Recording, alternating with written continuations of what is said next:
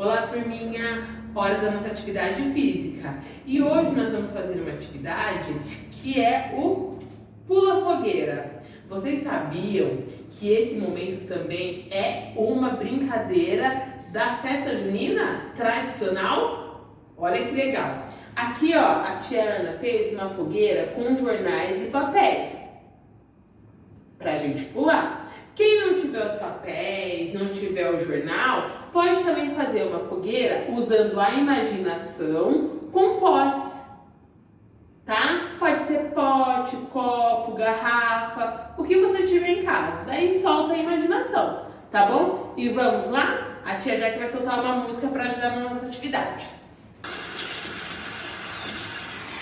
Vamos ver se eu consigo, hein?